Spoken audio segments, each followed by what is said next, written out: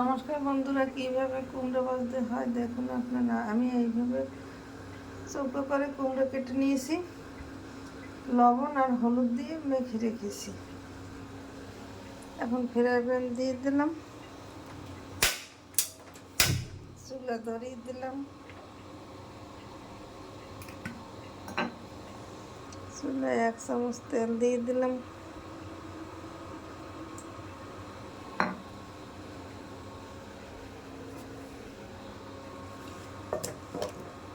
কুমড়ো দিয়ে দিলাম,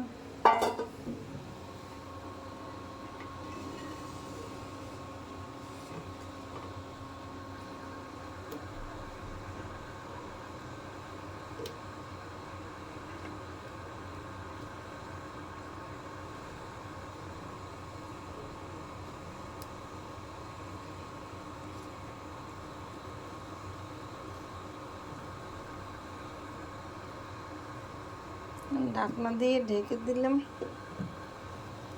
আমি 2 মিনিট পর ফিরে এসেছি, কুমড়ো ফিরিয়ে দিলাম।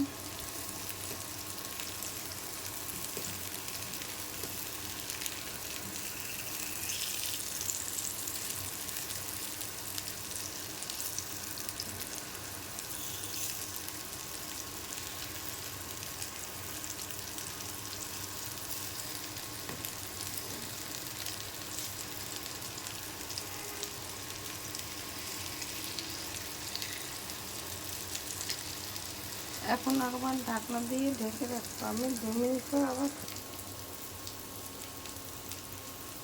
2 মিনিট পর ফিরে এসেছি। আমার কুমড়ো ভাজা হয়ে গেছে। এইভাবে আপনারা ঘরে তৈরি করে খেয়ে দেখবেন, খেতে অনেক সুস্বাদু।